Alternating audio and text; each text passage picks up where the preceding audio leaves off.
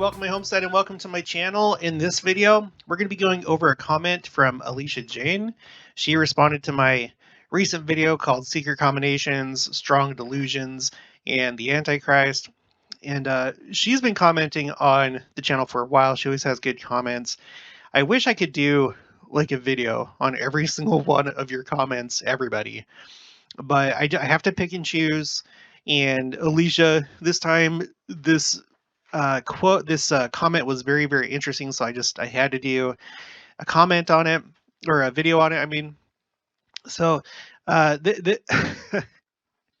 this video is going to be interesting. It's going to be on the more interesting side. We're going to be talking about a lot of things that have to do with secret combinations and their plans, and how it seems to me like they think that they can stop what's coming, meaning the second coming, the end of the world for them. Stop it or escape it, or and we're going to go through some things. Some of these things I've brought up on the channel before, some I haven't, but I put together a pretty good compilation of what seems to be efforts of Gadian robbers to escape what's going to happen, escape their fate. So let's read Alicia Jane's comment. She says, "You really need to read Enoch the Prophet by Hugh Nibley." Now, if you're newer to the church or you haven't heard of him, Hugh Nibley was, I think he was a professor at BYU and a scholar. I should have looked this up before I started. Hugh Nibley, excuse me, Hugh Winder Nibley was an American scholar and an apologist for the Church of Jesus Christ of Latter-day Saints, who was a professor at BYU for nearly 50 years. Yes, and apologetics. That's the it's like the field or the practice of like responding to critics of a certain thing. So it's like responding to people that try and poke holes in the church, and responding to their specific claims or accusations or whatever. I'm not a big fan of the term apologetics, because it's like you're I'm sorry that we have flaws, or it's like you're admitting that you have flaws when really you don't. I've never been a big fan of that term. But anyway, Hugh Nibley, that's who he is. Okay, so he wrote a book, Enoch the Prophet by Hugh Nibley. And then she says, "I just copied and pasted this from the book to give you a snippet of what he learned through the different translations of Enoch, along with Hebrew scholar notes. And it is really interesting to realize what was happening in Enoch's day to what is taking place right now." Now, I'm assuming that this is referring to the Book of Enoch. I don't really know the history of it, but there is a separate Book of Enoch that wasn't canonized in our current Bible, but there's a lot of people that go to that book, and there's interesting ideas in there. So here's the quote. Here's the snippet. "Rather surprisingly, the age of Enoch is consistently described as the time of great intellectual as well as material sophistication." And you could say that maybe we're kind of in that kind of age right now as well. There's been different golden eras of like different civilizations, but right now there's a lot of great intellectualism and material sophistication, including this microphone that I'm talking on. Thank you, Joe Signs, for donating it. Quote, "Azael taught men to make knives and breastplates and all kinds of military hardware, and to work the ores of the earth, and how gold was to be worked and made into ornaments for women. And he showed them polishing eye paint and cosmetics and precious stones and dyes. And the sons and daughters of men adopted all these things and led the saints astray." Okay, so, and you can see that, the Book of Mormon talks about, there's different things in the material world that you could fixate on too much. That could be a stumbling block for you. The Book of Mormon talks about, fine clothing and nice stuff.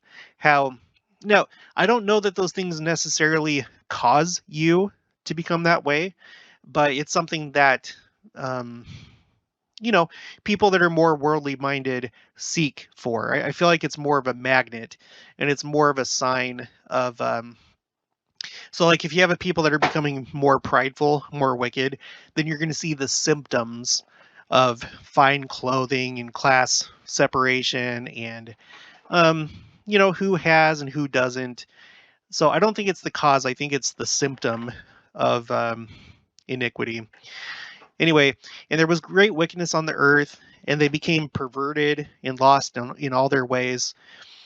Along with that, their leader, uh, Semiosis, taught them scientific formulas, apeudas kata tau nous, and the properties of roots and plants of the earth.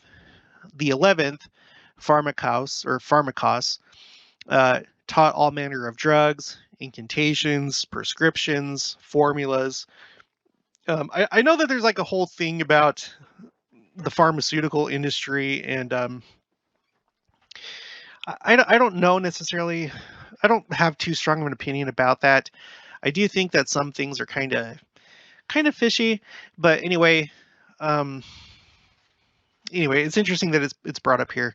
Others taught them stargazing, astrology, meteorology, geology, the signs of the sun and moon.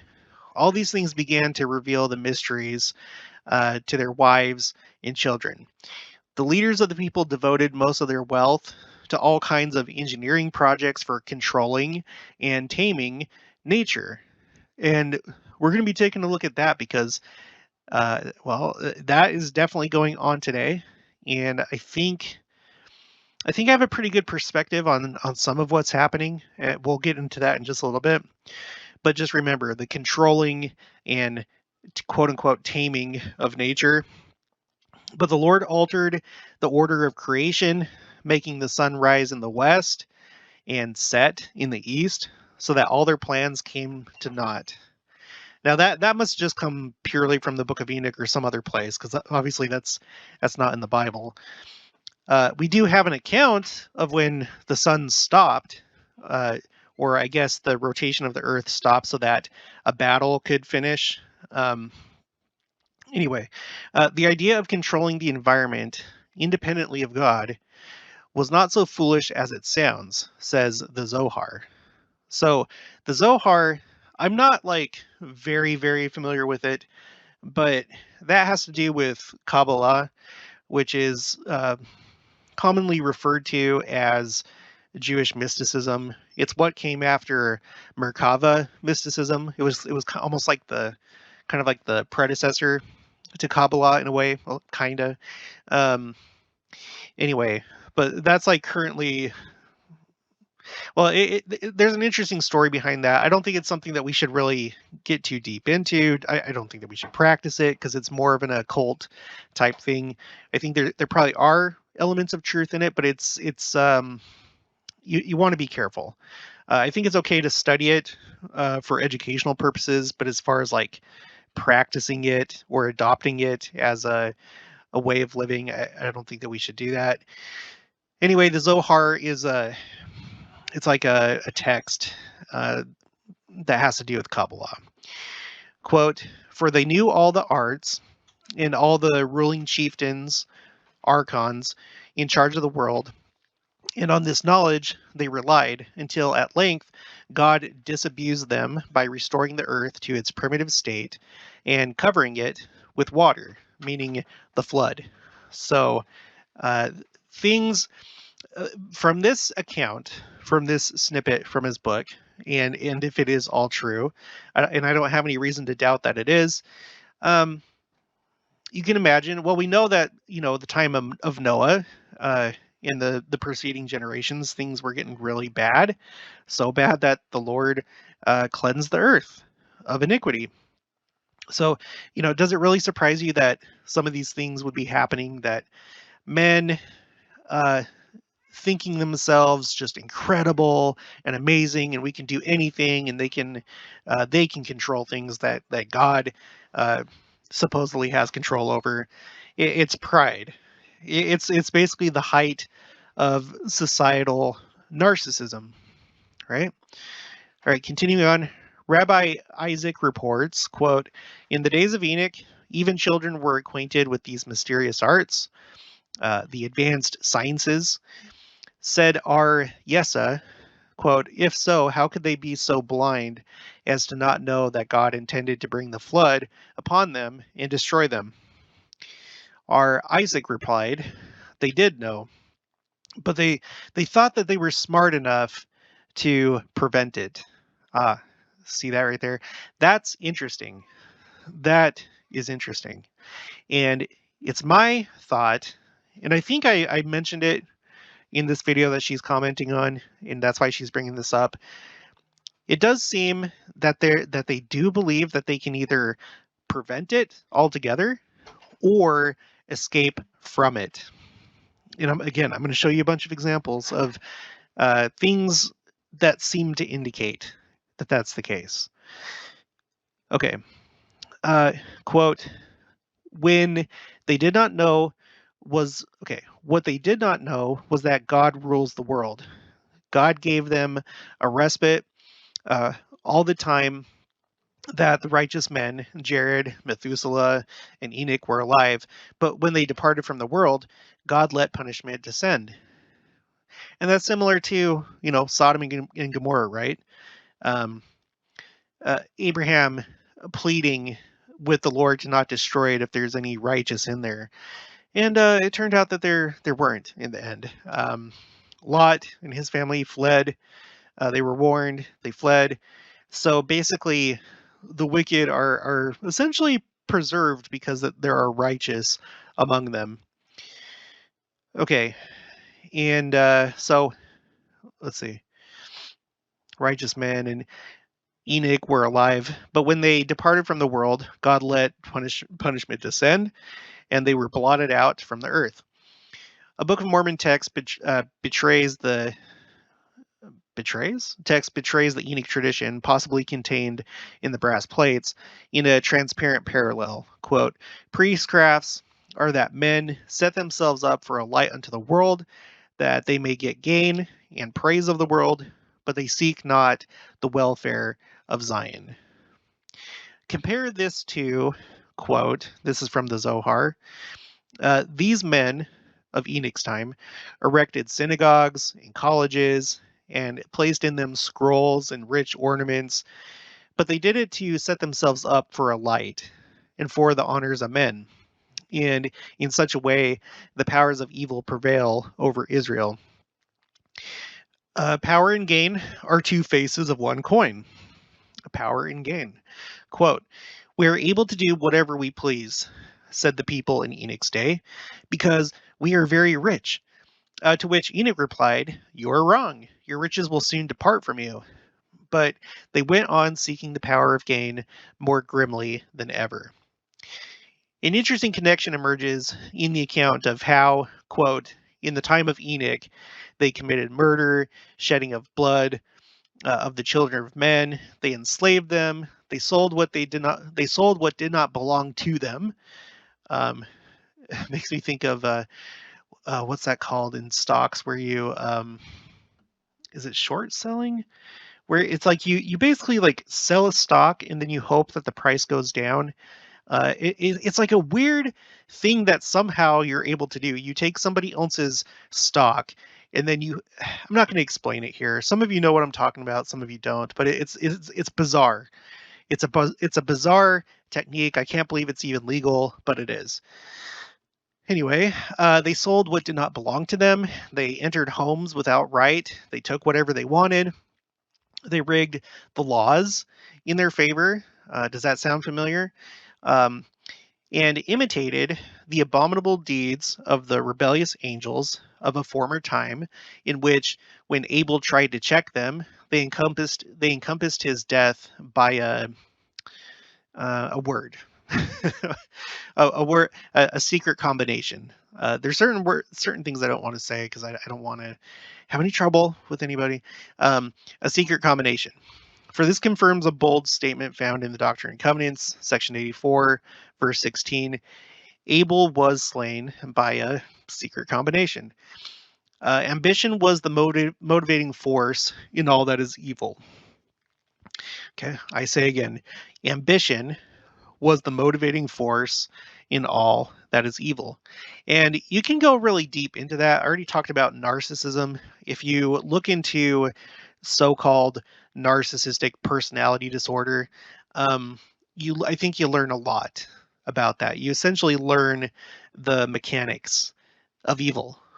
Okay, and ambition, you will find that people that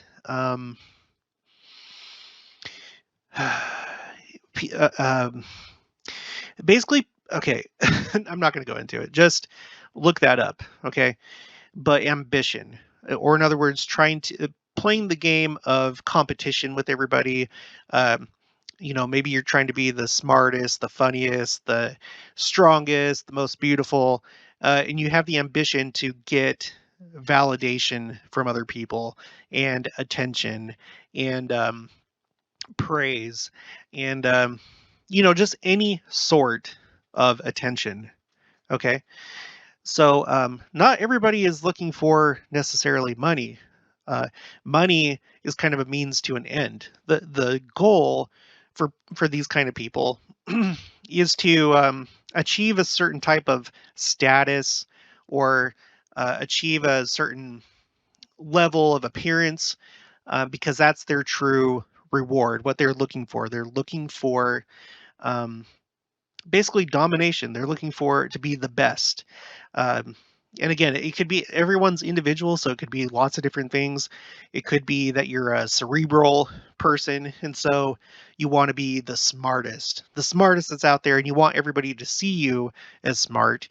And so someone comes over to your home, you have like just a huge bookshelf because then everyone can see just how in love you are with learning. And so it can apply to anything. It could even apply to collections. Like say that you're a Coke collector, and I'm not saying that if you collect Coke products that you're bad, but you have different people that collect things, and sometimes it's an okay hobby, but sometimes the motivation is like that's the little knack that they found in their lives that they could dominate in, and then they use it to show it off.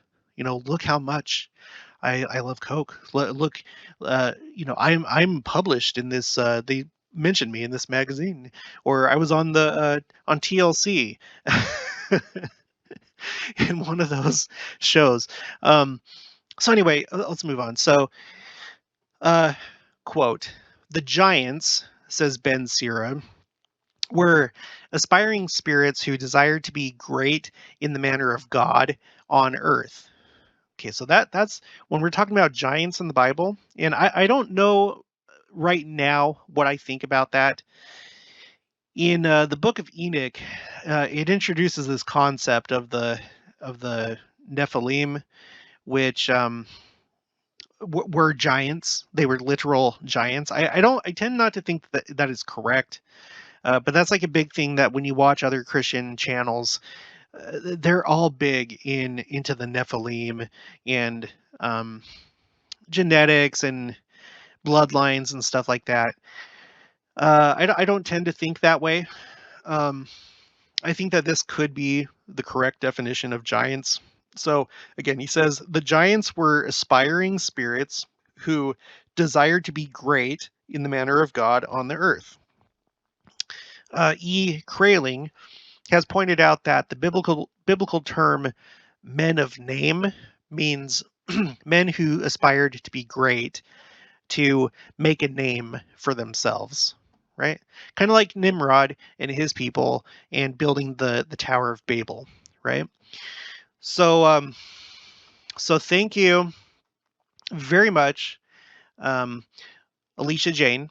Thank you for sharing this, because this is going to launch us into the next part of the video where we're gonna be dabbling in some things that seem like they're kind of sci-fi, but maybe they're more sci-fa.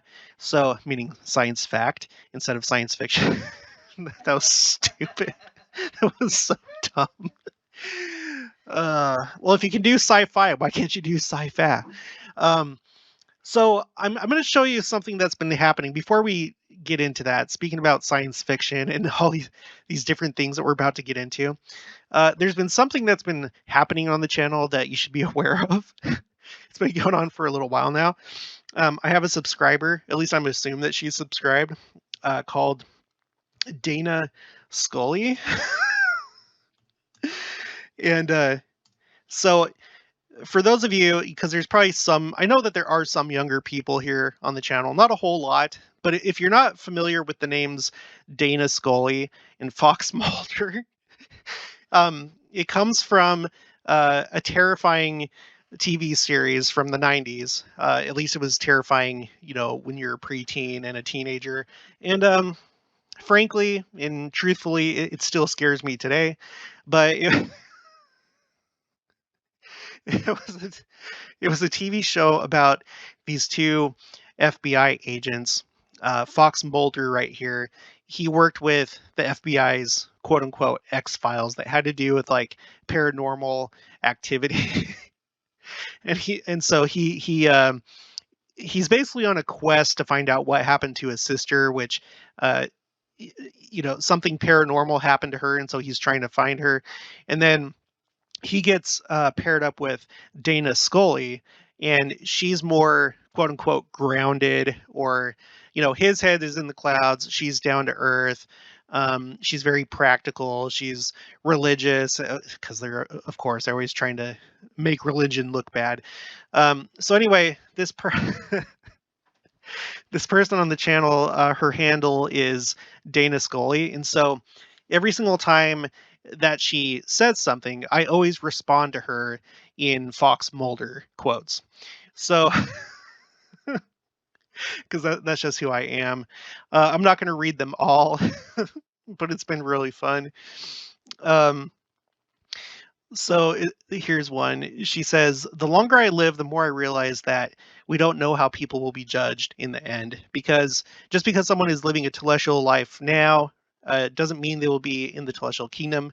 Take into account that people have/are experiencing all the abuse and lies people are told at a very young age, which messes them up for the rest of their lives.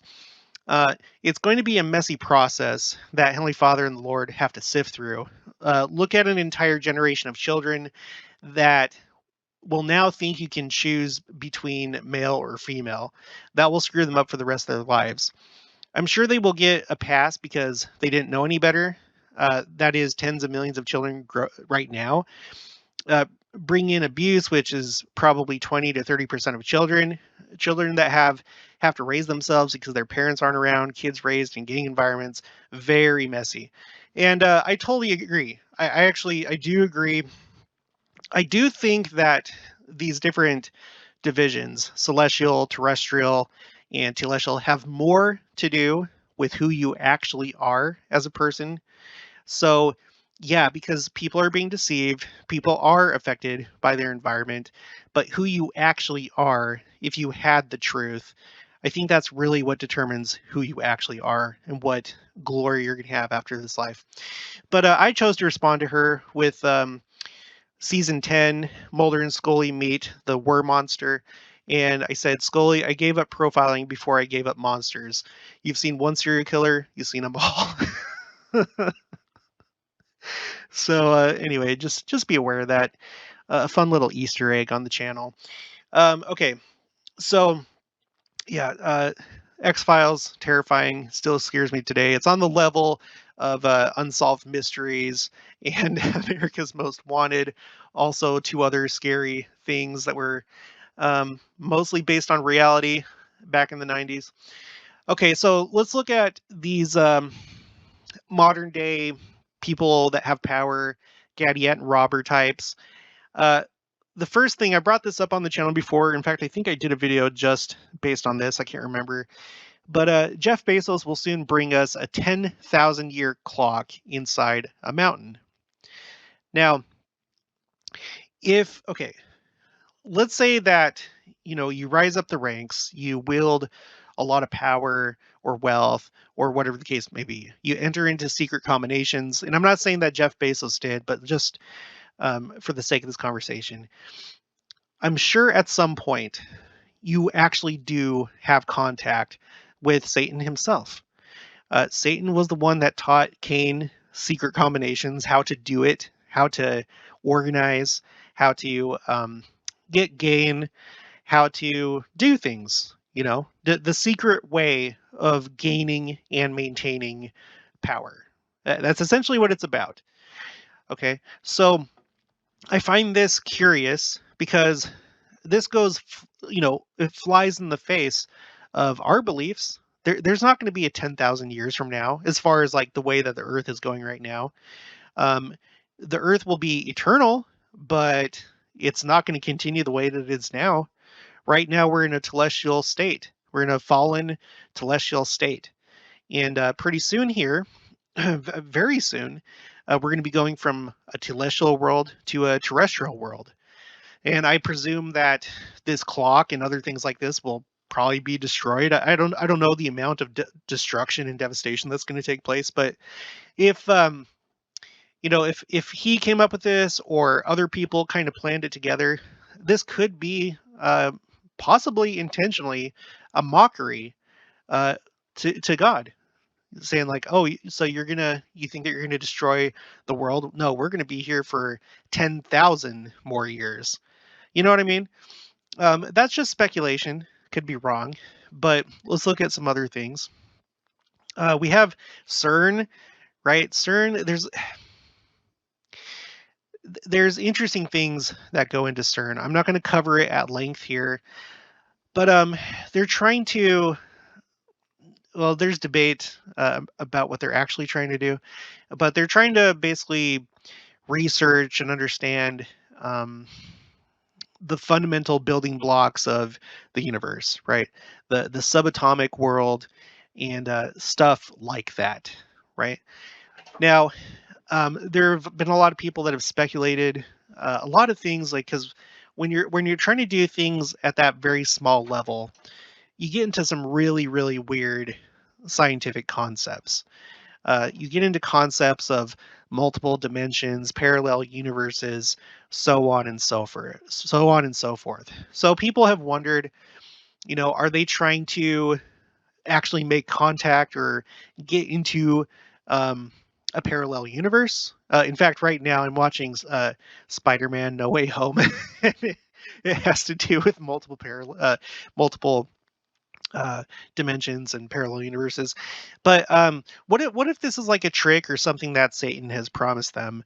They're like, okay, I need you to do this, or I'm gonna, yeah, I'll help you escape the destruction of the world. Just you're gonna have to build this thing and do this kind of science. Not that he actually could, because no one's gonna be able to escape it.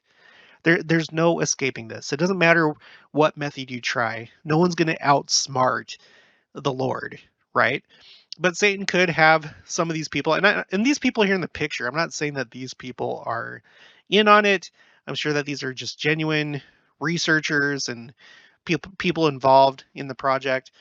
In fact, I think if I remember right, there's like 4 different like scientific teams that do their own experiments at CERN. Uh, there was a concern when it was first starting up that they might accidentally create a black hole that would destroy the planet, but they went ahead and found it was an acceptable risk, and thankfully that didn't happen. Um, so, but there are some weird things going on here.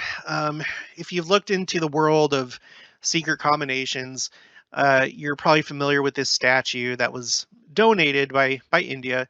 It's a statue of Shiva, who in Hinduism. Who is Shiva? Well, now the thing I don't know about Hinduism is, okay, so Hinduism is not really like a solid. It doesn't really have a solid structure. It's basically. I just said that. Oh, well, okay. India donated this. Sorry, that was my wife. In case I guess I didn't say it. this was donated to CERN. It's outside of the laboratory or whatever. So that's okay. It's okay. Let me make my video. Okay. So Hinduism, it doesn't have as rigid or as solid of a structure as other religions. There's lots of different cults within India, and when I say cult, I'm not saying cult in the sense that we usually use it. I'm talking about like small religious groups that have different takes that kind of mix together with the other forms of Hinduism. So anyway, but generally, it seems like there are some solid concepts like Shiva. On this Wikipedia article, it says, now think about this in relation to what they're doing and what they could actually be trying to do. It says Shiva is said to be the controller of time itself. Now, if their goal is to somehow control time, maybe they think that they can stop time, reverse time, lengthen time. I don't know, so that they can get around the coming destruction. So anyway, Shiva is said to be the controller of time itself and has the responsibility of carrying out the process of destruction at the end of creation. So that makes you kind of think of the end of the world.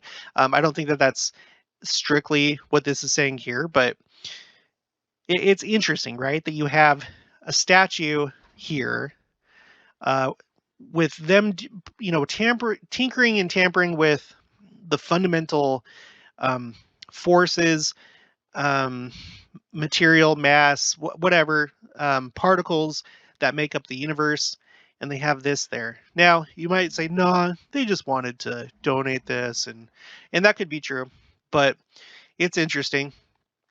It seems a lot of times it seems like what they're actually doing, they kind of put it into Hollywood, and I have different theories about that. Sometimes I think that it's like they just want to see what it would look like if they succeeded.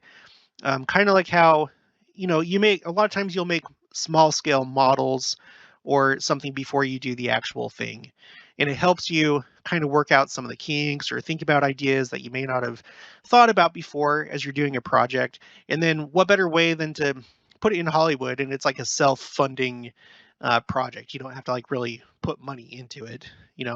If you have power in this world, you can just talk to certain people in Hollywood and be like, "Hey, need you to make a movie or a series about this. Put this and this in it. We want to kind of see what that would look like."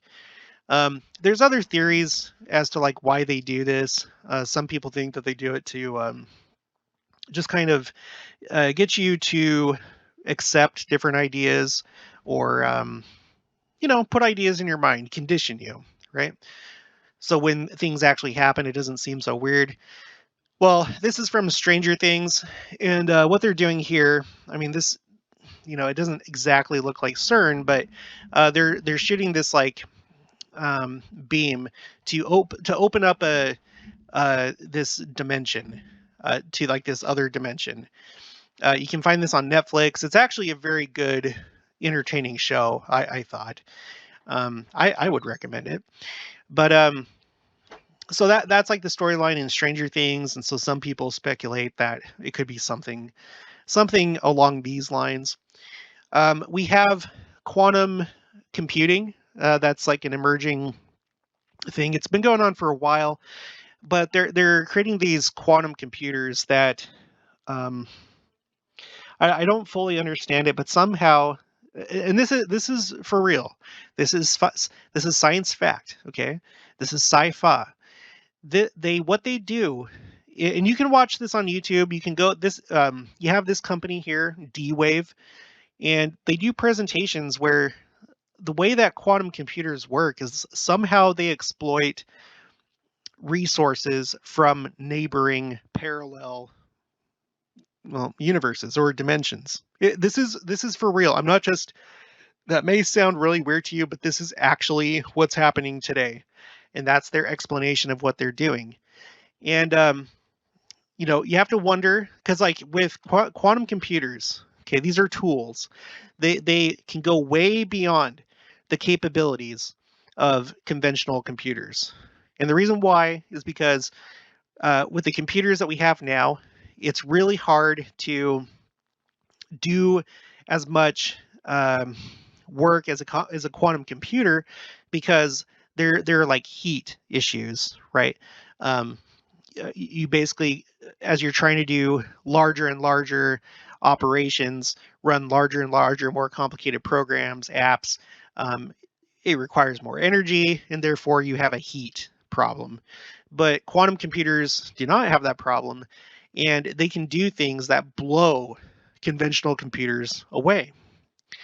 And it has to do, supposedly, with parallel universes. It's so weird to say, but I'm being completely serious.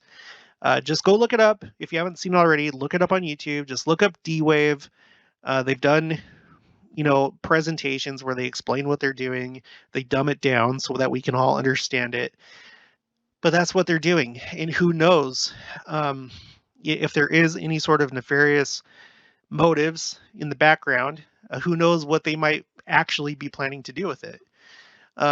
There's this fascinating video on YouTube, and I'll put this in the description below, where there was this thing, I can't remember when this happened, but it was around the time that this started happening, D-Wave. Around the time that this was kind of getting up and running, there were these pamphlets, these paper pamphlets that were put in different locations throughout the world.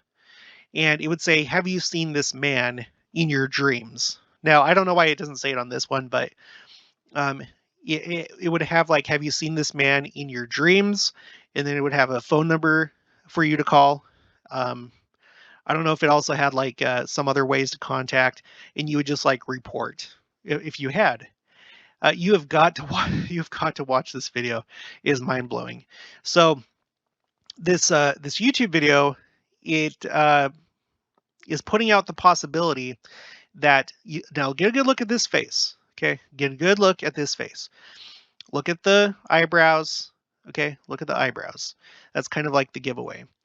So D-Wave, that when we sleep, there's our brains have go into different frequencies while we sleep, right?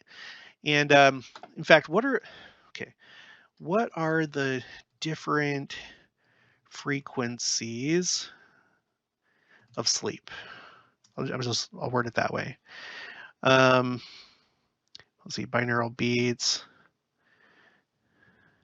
Because I think there's one that's called delta and alpha and beta. 5 stages of sleep. Here we go. Let's look at this. It's a PDF.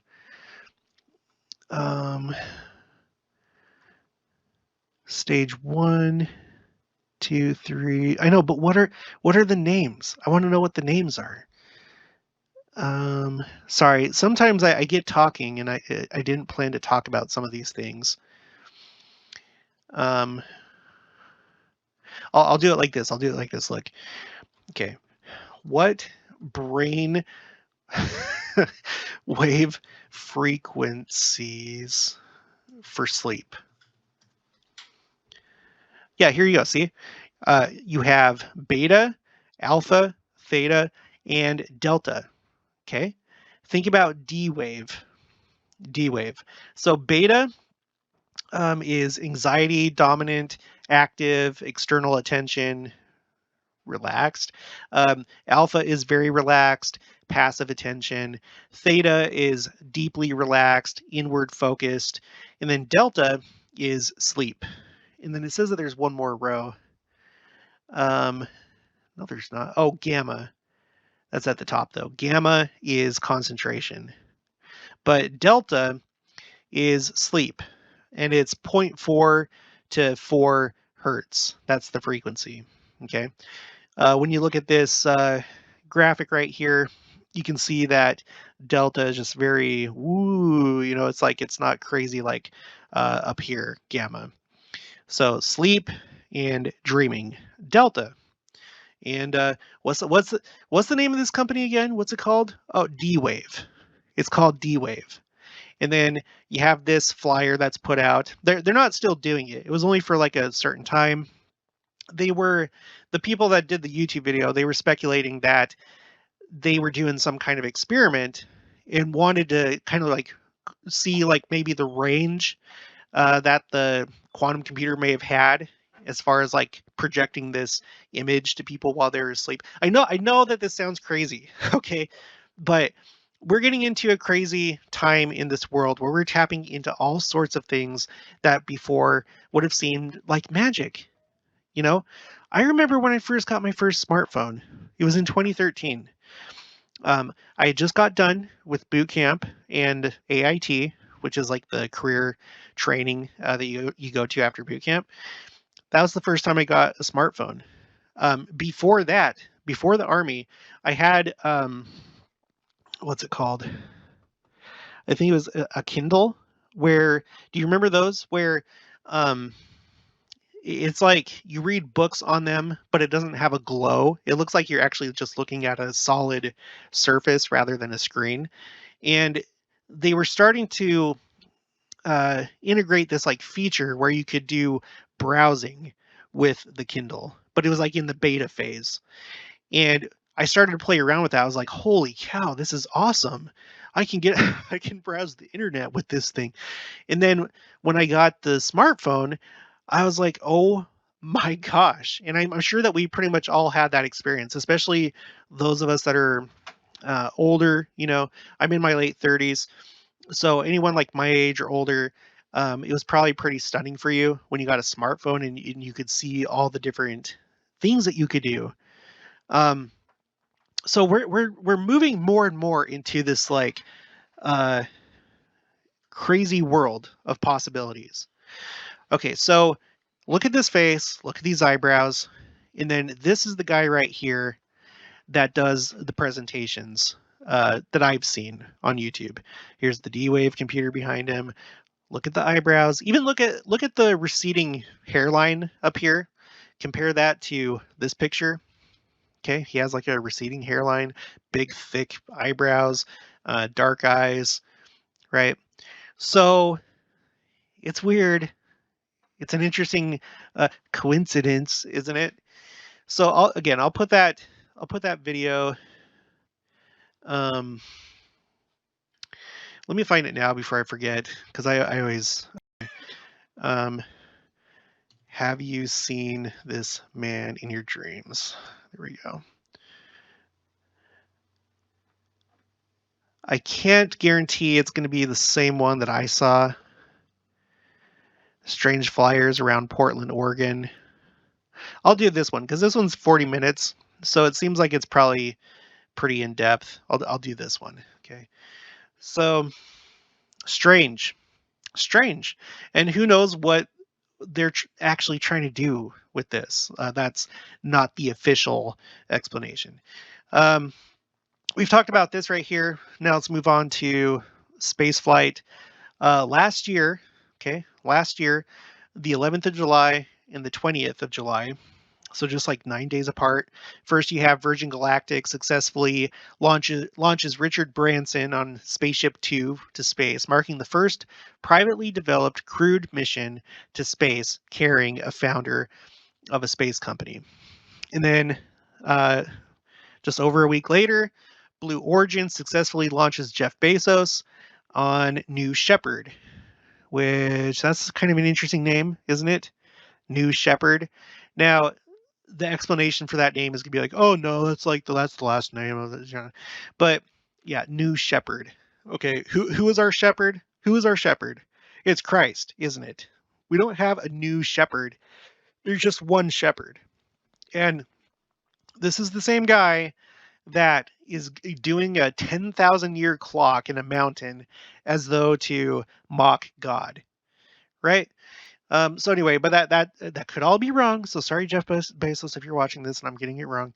Um, anyway, so you have this going on, and then you have Elon Musk. Okay, I'm sure that you've heard about this before. Musk set himself the deadline of a self-sustaining Mars society with 1 million people by 2050.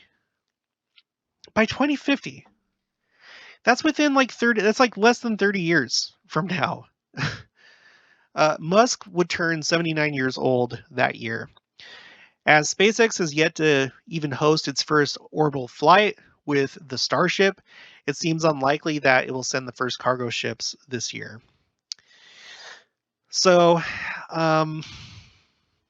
again, if the first sessions, and I don't know if everyone understood what I was saying when I was talking about Adam Diamond from that rumor, and it was a rumor that I heard about the first sessions last year in 2021. But what I was saying in that video is that I think it's possible. I don't know if like everything's going to be all within the same year or if it's going to be spread out between many different years. But if that's how it happens, and if that rumor is true, that the very first sessions, small sessions, happened last year, it could be possible that this year, the next year, there'll be like larger sessions. So anyway, I had a comment about that, and I just wanted to make that clear. But it's interesting that they did this last year, isn't it? Okay, so Elon Musk, Elon Musk, he wants to create found a city on Mars with 1 million people. This is the absolute truth. Okay, Scottsdale, Arizona. Scottsdale Cryonics facility, the home of Ted Williams' head, in literally his head. Ted Williams is dead, and its head hopes frozen dead people will live again. Huh. Okay, let's read some of this. Alcor, which began in California in 1972, has operated in Arizona since 1994. The nonprofit company's office houses 168 quote unquote patients. Yeah, and 90 pets. For heaven's sake. Cats, dogs, one turtle, and one chinchilla. They're cryogenically frozen, who have died but are being preserved at sub-zero temperatures in a way that will allow them to be revived. Hopefully, ideally, according to this, I don't know that you can say that for sure. Allow them to be revived and one day living again, Alcor officials say. The Alcor considers its patients as not dead, but rather in a suspended in-between state. The company has 1,250 still living, quote unquote, members. I love how I love how in the article they put it in quotes. I know that they have to, but that's the correct form of journalism. But there is another funny layer to that. Who have made the legal arrangements and paid up to $200,000 apiece to reserve a spot in one of Alcor's thermos-like tanks when they die. Each tank is stocked with liquid nitrogen to keep bodies at a temperature of minus 320 degrees Fahrenheit and can hold 5 heads and 4 whole bodies. So far, cryonics has proven far more popular with men than women. About 75% of Alcor members are patients and are male, or members and patients are male, which doesn't surprise me because narcissism runs much higher in men than it does women. So you have all these nitwits that want to try and be the exception to the rule, and excuse me, and defeat death, right? Here's a picture at Alcor Life Extension Foundation in Scottsdale. And if you're not familiar with Scottsdale, I'm sure that you are, but Scottsdale is a very probably like the richest area probably in all of Arizona, most likely, but definitely in the Phoenix area. Donors are stored in containers that are immersed in liquid nitrogen for long-term care. Each tank is stocked with liquid nitrogen to keep bodies at a temperature of minus 320 degrees Fahrenheit and can hold 5 heads and 4 whole bodies. This seems like a grifting operation to me. Oh yeah, we'll store your body. Just pay us $200,000 and we'll do it for you. Okay.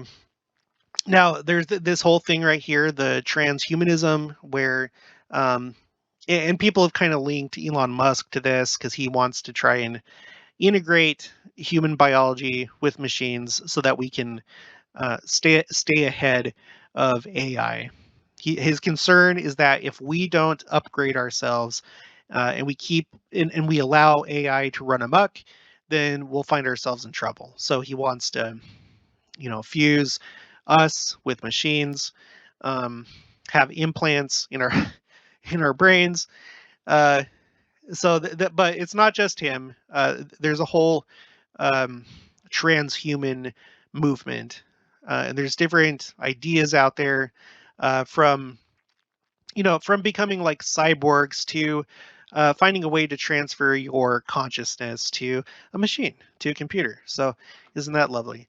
Um, Now I found out like a year or two ago that there is a very disturbing group called what are they? Latter Day Saint Transhumanism, uh, Mormon Transhumanist Association. So I was watching. Oh my gosh. Oh, it just never ends with these people. So I was watching this other channel, and she was like, she watches Gaddy and Robbers and secret combination theories, and she was doing this like big long thing, and then she like said that our church was going to be involved with this because of this stupid website right here, and it is stupid. I have never seen such blatant um such blatant um sacrilegious apostate things than what I've seen here on this website. They have like these, these little presentations and stuff, and they talk all about like the post-gender world and how we're supposed to um, get involved in transhumanism. That this is actually how it's going to happen. I guess going from our current state into the future. The, you seriously have never heard more apostate things than what you will see on this website. It made me want to throw up. These people are, well, what do you expect? They're intellectuals. These are like the same people at BYU that are like telling people, oh, the Book of Mormon, it's more just like inspired fiction, but it didn't really happen. These same people that think that they're so smart, that the church is really just a philosophy. It's one of the most disturbing things I've ever seen, and it makes me really upset. So anyway, uh, there's these people that are getting in on that game. Okay, so what else? What else? We all know that it's possible to influence the weather and maybe even control it. There's things like cloud seeding, where essentially what you have, and I know this because I have a license I'm a licensed aircraft dispatcher. I never went into that job, but I went to school for it, and but anyway, I had to study aviation weather, and you can have a situation where uh, high up in the atmosphere, it's cold enough for water to condense. But when you see clouds, it's because the water has to condense onto a surface. So usually like dust or just particles, things that are in the air that it can attach itself to. And so what you can do is, if the conditions are right and there's enough moisture in the air and the temperature is right, you can introduce the needed particulates for the water to condense and then create clouds. And ultimately, with weather, everything, weather is created. This is what causes weather. Weather is created by the uneven heating of the Earth's surface. That is it. That is it. The uneven heating of the Earth's surface, because the Earth is not flat. It's not, it's not a sea of glass yet.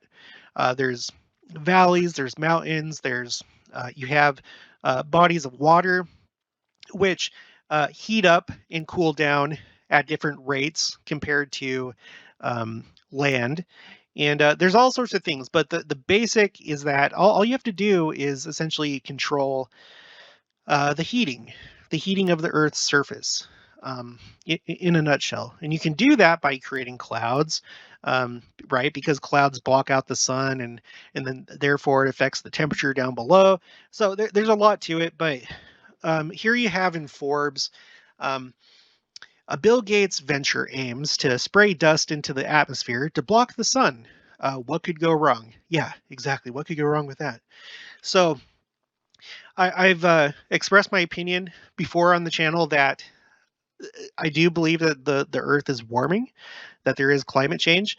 I don't believe it's because of us. Maybe a small, teeny, tiny part, but not enough to like cause what's actually happening. I think what's happening is we're seeing the Lord's natural programmed course for this Earth to move from a fallen celestial state to a terrestrial state. I think that's what we're seeing. Um, I even have to wonder if, uh, the temperature will become warmer than it is now when it's a terrestrial state. Because when you think about temperature, we know that cold is actually just the slow movement of atoms, right? Slow movement. It's like lower energy. When it's hot, they move and they vibrate quicker, and that's heat. So if you think about it in those terms, like if you were to equate spirituality to temperature, you probably don't want to be moving really, really slow because that's low energy. You want to have high energy. That's like indicative of acting. You know, cold is like not acting. And we know from the Book of Mormon that there's things that act and things that are acted upon. You don't want to be a thing that's acted upon. That basically means that you're dead or that you're essentially a zombie. Your spirit is not acting. So it would make sense to me that higher temperatures would correspond to higher states of being. And we know that some of the qualities or some of the characteristics of being translated is that fire can't hurt you, right? Um, and there's other things. Uh, I'm going to talk about that a little bit later, but I just have to wonder if you have these people that think that they can stop the process of the Earth going from celestial to terrestrial, because I think that's what's actually going on. And science will be like, oh no, it's this and this and that and that. And it could be, but they don't have the why. They can't give you the why it's happening. They can explain what's happening. Sometimes they're kind of biased the way that they present things, or just outright misleading. Um, you know. So anyway, so you have this attempting to control nature and trying to stop the warming of the Earth, which, for all anyone knows, is probably supposed to happen. Uh, now, now we're going to be talking about a few movies and stuff. You know that I like to bring up Marvel because Marvel has a stunning amount of, like, I would call it anti Second Coming propaganda, anti Second Coming propaganda. And I think the reason why they do this, and I do think that they know what they're doing, in that because there's some things in here that are very like, they're actually very LDS specific. I'm probably not going to be able to get into all that, but if you're watching with your eyes open and with your ears hearing, you'll see that they're putting stuff in here that they're trying to like get you to think a certain way about what's about to happen, that it's not supposed to happen, that the person that's causing it to happen is actually bad. You know, they're not a god, or they have a wrong type of morality. How could you do this? That kind of thing.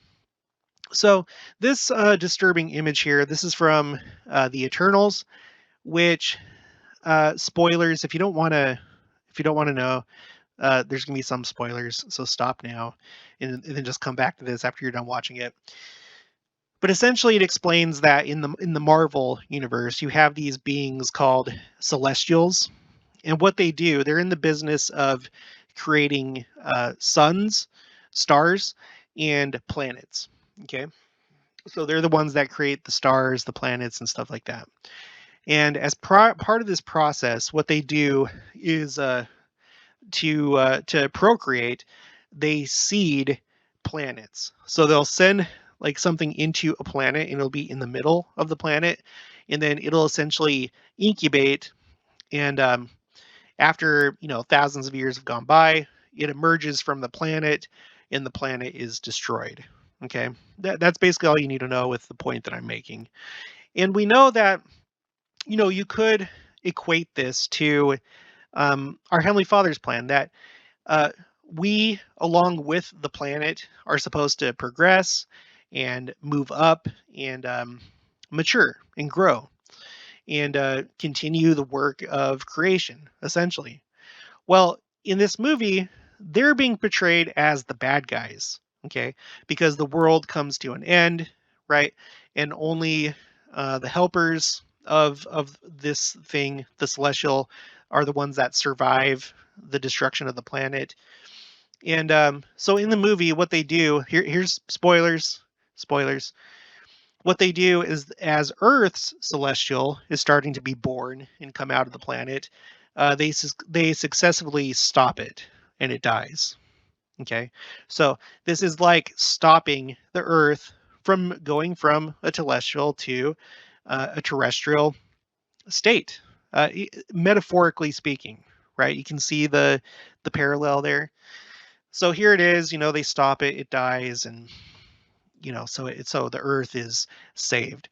Um, One of the bigger happenings in the Marvel universe is you have the two movies, um, Avengers and Infinity War, where at the end of the movie, the main bad guy successfully gets rid of half of all life in the universe. His goal is to erase half of life because the universe is becoming too crowded. And so this is his solution. So he thinks that he's saving the universe. Um, but you can see a parallel here to what's about to happen. The wicked are going to be destroyed, right? They're going to be gone. It may not look exactly like this, but so what's supposed to happen is in the next movie, in Endgame, they have to reverse this. They have to, thwart the plan and save everybody. And there's some interesting things that they say in this. Like in the next movie, they say, "Well, where did Thanos go? Now that he's completed his mission, we need to find him. Where did he go?" And his daughter says, "Oh, he talked about this all the time. The place that he would go, it's the garden, and that's it. They don't say the name of the planet. It's the garden. So in other words, Thanos is supposed to parallel or correlate with Christ or God the Father, and we know that when the second coming happens, the earth is going to it's going to receive its paradisiacal state, the same as the Garden of Eden, right? That's what happens. The earth becomes like the Garden of Eden after the cleansing of the earth. And here in these two movies were big ones. It was kind of like the climax of all the ones that came before it. They were all building up to these two movies. So this is like the central focus. Um, so it's interesting that he goes to the garden after he's done this. So and they're making it look like that was a bad thing. Now, of course, in the movie, yeah, of course it was bad, but they want to get into your head that what's about to happen, this is bad, that the wicked shouldn't be destroyed. Everyone has second chances, or you wouldn't want to go to heaven and be without your family, coworkers, people that didn't make it through, right? So, in fact, in this the most recent Marvel creation, it just had the finale. Sorry, more spoilers. It's for Moon Knight. Okay, don't watch this if you haven't seen Moon Knight and you want to watch it. Spoilers. So this is a similar story to Thanos and wiping out half the planet. although this time we're dealing with Egyptian gods.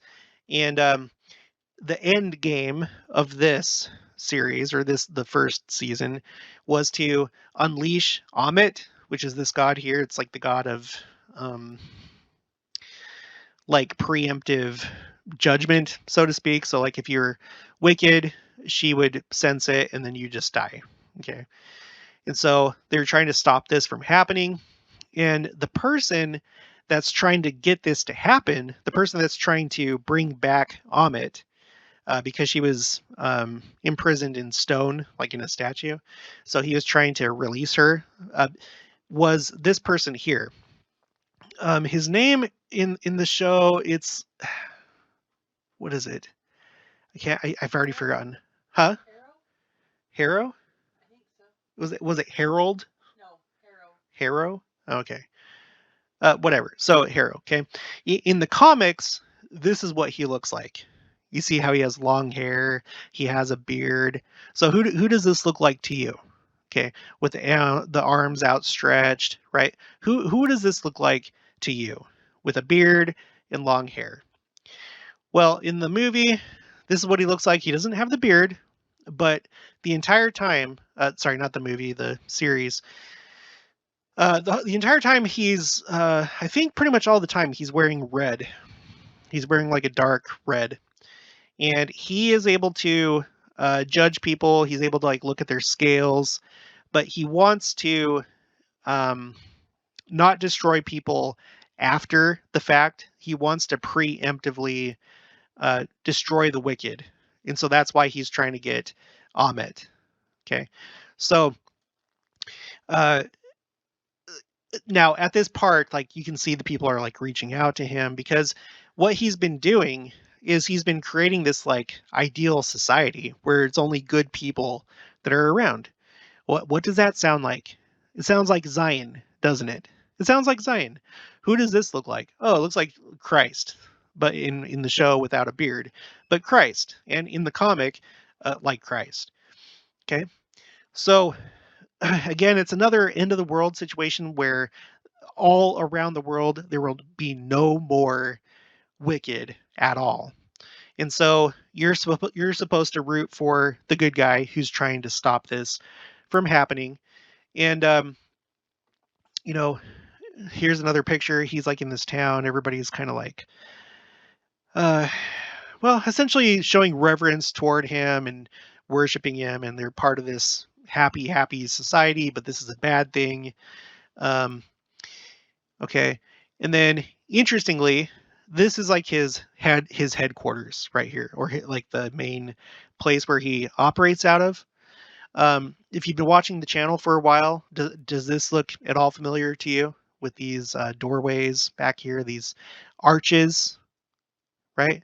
It's like a three-tiered arch type of thing. Of course, there's some up here too, but what does this look like to you? What does this look like to you? Does it look kind of like this? And I have a playlist about this. Go watch it, and you'll know what the significance, what I think the significance may be in the future. Okay, in the future. But this, in my opinion, looks like this, and this looks like this, and it looks like this. See, here he is. He's in his red, and yep, there you go. So interesting. In Iron Man 3, the story is about this guy that he's a scientist, and he realizes that, if I remember right, like in the human brain, there is kind of what he compared to as like a slot, like for like a computer, like an empty slot. And what that equated to was that humans could, through his research, he could activate it and move humanity to the next stage of evolution. And it turns out that the next stage of evolution, they become these people that are like these fiery people. Like normally they look like normal people, but they have this power where they can heat things up, and you could cut his arm off and it would grow back. So they have incredible healing, and they're more in tune with heat. And I would argue that sounds a lot like when we become translated, when we go from a telestial state to a terrestrial state. According to the scriptures, when you're transfigured, you can't be hurt by fire. You can't be burned. And it seems like the earth, we know that it's going to be burned. And like I was saying before, I wouldn't be surprised if it continues as a hot world compared to what it is now. That's not doctrine, so don't think that I'm trying to push that, but that's just speculation. But it's interesting that they make out the people that have moved on in evolution. They make them out to be the bad guys, that they're doing something wrong. These are bad people, so on and so forth. Okay, and now we've reached the end. So yeah, that's what I had. You'll have to let me know what you think in the comments below. I'm sure that, I know it's not like I covered it all, obviously. It goes on and on and on. I don't have time to cover every single thing. This already kind of went a little bit further than I'd like to go for the channel, because I don't want to like dig too deep into the secret combination stuff, but I think that you do have to kind of touch on it, because it is a big part of what's happening right now in the world. It's a big part of the last days. You know, Satan's power is unleashed to an incredible degree, and men are using his influence. He's influencing them to try and do these things, I think. And I'm sure Satan knows full well that they're not going to be able to accomplish their goals. He's tricking them. He's giving them false hope that they can somehow escape what's about to happen. So, yeah, I think we do need to talk about it just a little bit. I know I'm aware of the fact that there's so much more. Believe me, I know. I've looked at all the different secret combination theories. Well, Jared, which ones though? Which ones have you looked into? All of them. All of them. I know all of them. I have a very extremely open mind. Okay, very open, and I look into it all. I'm sure many of you do too. So if you put something in the comments, I appreciate it. But if it's like some kind of secret combination, I assure you, I've already looked into it. And I even now, with the little time that I have, I kind of try and stay on top of it. There's always things happening that seem to have to do with secret combinations. In fact, look at this. Let's end it with this. Okay. 2030. We'll see if I can find it. For this horrible plan right here that's supposed to be done by 2030. Where is it? And a lot of you know what I'm talking about. Well, here's the graphic. Let's see if I can get to the actual page. This was pointed out to me by Bob D. He's been watching the channel for a long time. So sustainable development goals. Oh, okay. Let's take a look at these goals. How many are there? Oh, there's 17. There's 17 of them. They have 17 goals of their grand master plan between now and 2030. 17. If you're new to the channel, just go back, watch my playlist called Symbolism, and just watch my recent videos. I have some that are titled with the number 17 in it. So yeah, it's not just our church, it's not just President Nelson, and yeah, it's them too. It seems that they have a plan for completion of their goals. Okay, so that's going to be it for this one. If you haven't already, please make sure to subscribe, like this video if you liked it. Again, put your thoughts and opinions down in the comments below. Also make sure to share this with anyone that would find this kind of stuff interesting. And I'll talk to you guys later.